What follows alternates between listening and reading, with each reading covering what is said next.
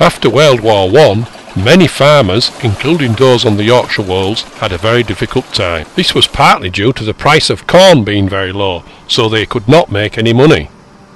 They stopped growing corn, choosing to grow grass and clover instead, which is cheaper to grow. So by World War II, a lot of the land ploughed out to grow wheat and feed the country during the First World War was now growing grass again. By 1939, with war expected, Britain was put on a war footing. The War Agriculture Committee made sure farms were run to produce the maximum amount of food, including again ploughing out much of the grass which struggling farmers had planted. The Women's Land Army made sure there was the workforce to carry out the jobs. My name is Jeff Allerington. I was born in 1924. Hello, my name is Robert Stevenson and I was born in 1935.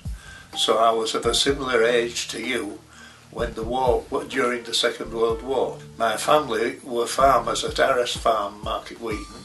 Yes, I was in the Home Guard. I was only 17, but I was in the Home Guard, and we were let to throw hand grenades and shoot with the service rifles and that sort of thing.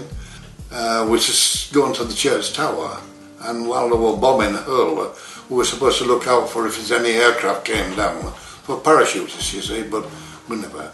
I slept on the church tower one night, in fact. But a lot of people say what people did and this, that and the other in the war, but I've always thought that they are Home Guard and everybody pulled their legs. But they did a full-time job during the day, and then they stood up all night and rowed about all night. Observer Corps did the same, and ARP and a lot of these people put free time in, but they did a full-time job all the time, all the day, sort of thing.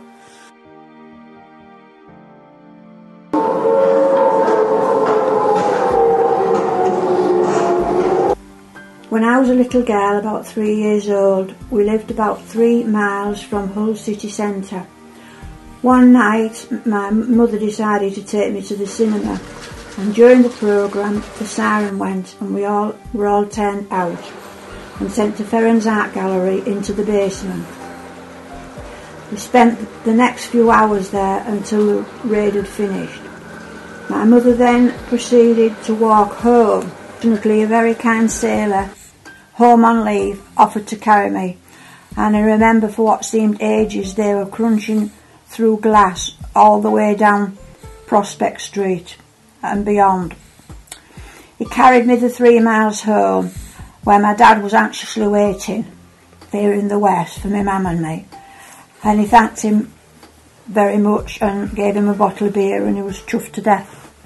One of the lasting pictures I have in the brain is he's riding by over the end of the station, Lonsborough Road, and there was about 40 kids on the platform, evacuees, with a big cardboard gas mask thing on, yeah, but also a label on with their name on, and poor little kids about, you know, I was thinking 8 or 9 or 10. You're waiting for people to come and pick them up. we had evacuees on the farm, but they didn't stay long. We also had families from Hull coming to park caravans in the field. And when they had the third night of the Blitz in Hull, all the evacuees and from the bombing came and lived in the village. You know, they came into the village. We put them up in their church, in the parish hall, and in their chapel, and tried to feed them the best we could. But they were in a terrible condition. They were pushing prams with their belongings in, and all they had was what they stood up in. And they'd been living out in the fields from Hull, you know, overnight, and then eventually they'd made their way into the village, and we all turned out to, you know, sort of accommodate them. And some of those evacuees that came in the 40s, and 1940 was the worst year, they're still in the village. And we still have people that came in as babies, you know, into the village, and they're still in the village now.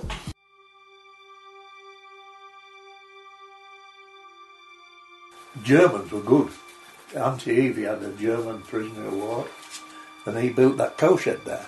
and they've just converted it into a house. In their spare time, German prisoners used to make things with wood, whittle, Ah, and they make made things toys, with wood. I can remember when we were little, Father Christmas brought me a desk that you could sit at with a sloping lid and a box that you could keep your stuff in, like a little school desk, which was excellent. I played with it, and my brother and my sister, and then all our 4 daughters all played with it when they, you know, we kept it and played when they were little. We had the Italian prisoners of war came first, and they were super. They really were super. I know our housekeeper used to give them a huge piece of chunk of bread with a fried egg in the middle and another piece on the top, and because they got that, and probably we always had a barrel of beer in those days, and we used to have a pint of beer, and they would work, and they really were wonderful workers, and so they didn't want to fight at all. They were so happy.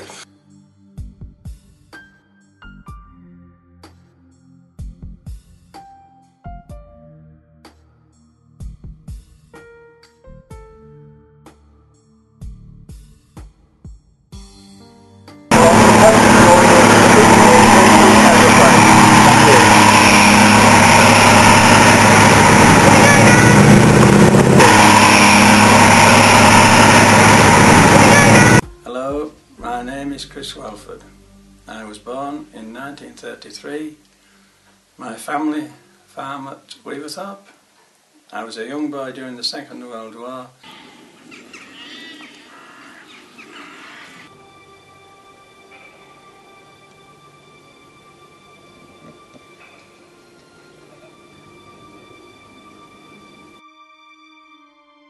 No, they just went everywhere, and it was a terrible job harvesting, because you still had to harvest it, so I tried to do.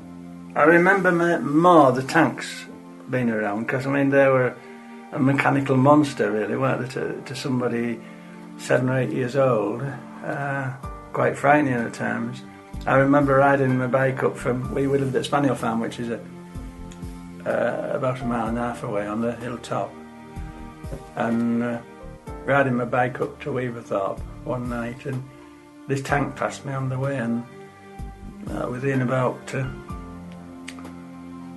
200 yards he threw a track and ploughed into a tree, and was resting there when I got to him. And if it happened about, well, I would say 30 seconds before, I should have ploughed down this thing, and